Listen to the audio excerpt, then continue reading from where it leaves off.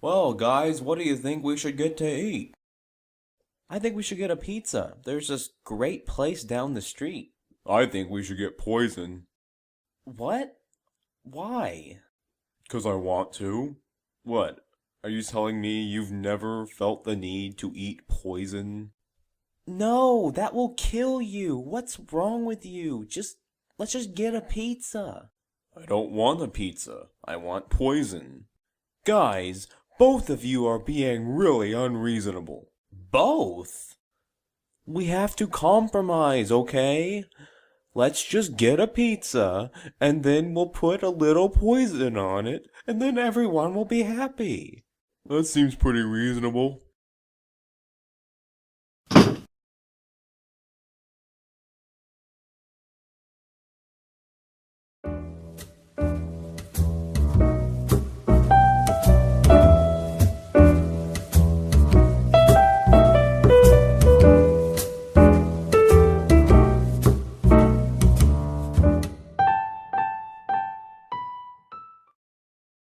Modern political discourse is plagued by people who don't stand for anything.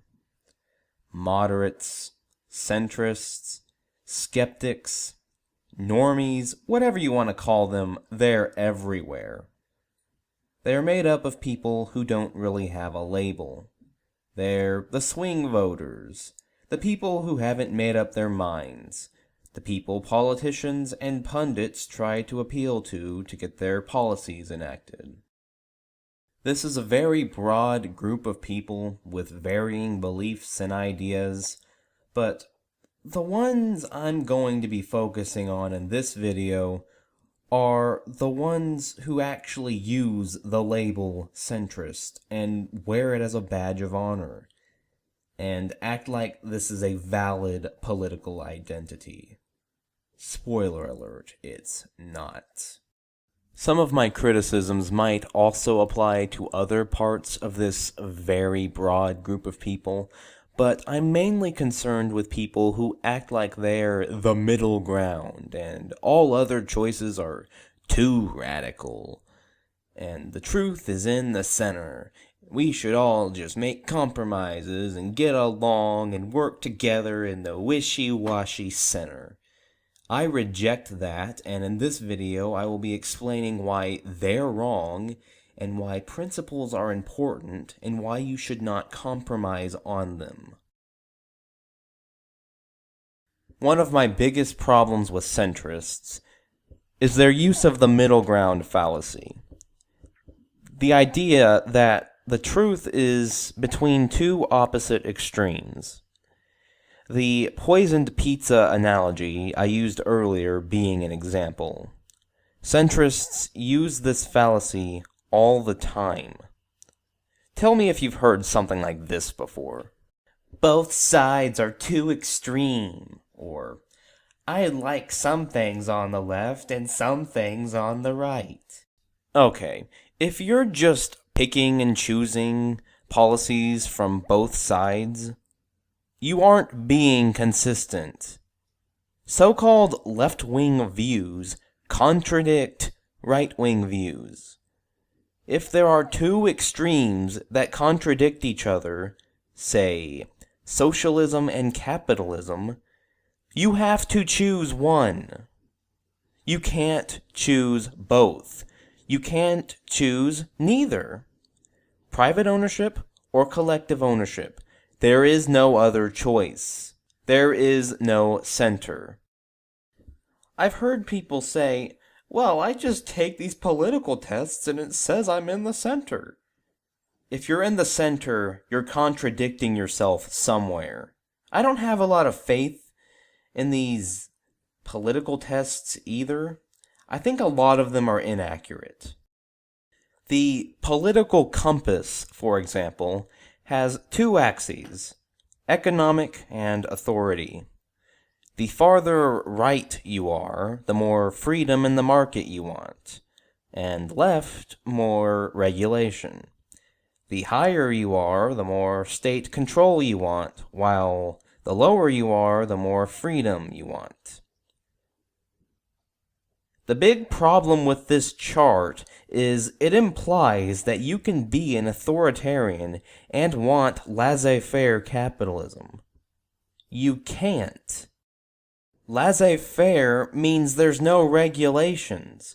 If there's an authoritarian government, or hell, any government, there's going to be regulations on the market. This position on the chart is an impossibility. And it also implies that you can be a hardcore communist and want no government. How are you going to stop capitalism from forming again without a state? Well, we just want a workers' council. How is that not a state? Two impossible positions. This chart is bullshit. Do not base your identity off of it. History is driven by ideas. It's full of people who believed in something, who had principles and did not compromise on them. So yes, they were not centrists. What would the centrist founding fathers look like? No taxation without representation. Whoa, whoa, whoa. You don't want to be too radical. We have to compromise with the opposition. Some taxation without representation is okay. What would the centrist abolitionist movement look like? Slavery is evil and must be abolished. Whoa, whoa, whoa. That's pretty radical. We have to compromise with the opposition. Some slavery is okay. You know, that actually sounds like something Lincoln would have said. Maybe he's not the best example. You get my point, though. Now, I know some centrists are going to be like, no, we do have principles. We do believe in freedom. We believe in rights. My response is, do you? Do you really? Are you consistent with your principles? Because I don't think you are. Do you believe in property rights? The centrist replies, yes, I believe in property rights. Okay, let's see how consistent you are with that. Does a private citizen have a right to own, say, a tank? I'm assuming the centrist says no. Most people would answer no to that question. Tanks are property. I know this is an extreme example, but it's important. Rights are extreme. Rights are absolute. If you have a right to own property, you have a right to own something like a tank. One thing centrists are usually pretty consistent on is free speech. They'll go, you have an absolute right to free speech. I agree, but let's use the same logic you just used with the tank. No, it's not absolute. We can have some regulations on speech. You'd say, no, we can't have regulations on speech. Then it isn't free. It has to be absolute, otherwise it isn't a right. Is it really necessary to, for example, say the N-word on live television? It might not be necessary, but you shouldn't have regulations saying you can't. That's immoral. You have an absolute right to free speech, and you can't infringe on it. And I agree. It is absolute, as all rights are. If you don't have the right to say the N-word on live television, you don't have free speech. Same thing applies to property rights. If you don't have a right to own a tank, you don't have a right to own property.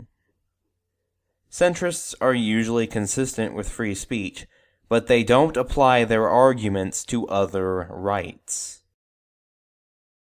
Centrists think that being moderate is the rational choice. No, being moderate is inconsistent.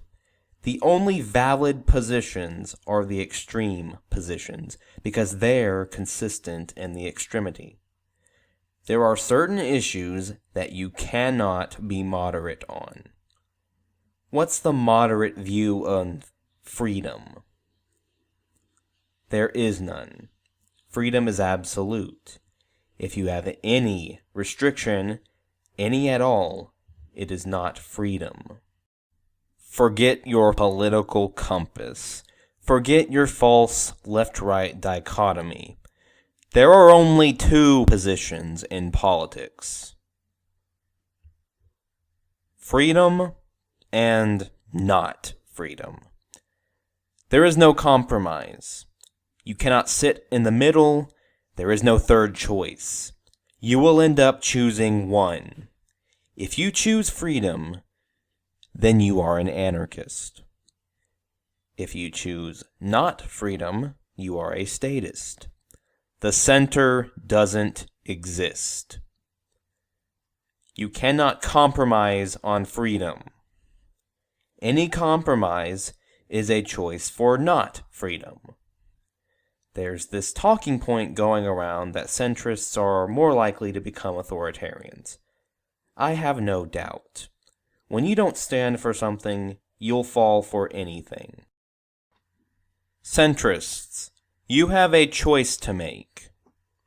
Freedom or not freedom? Which will it be?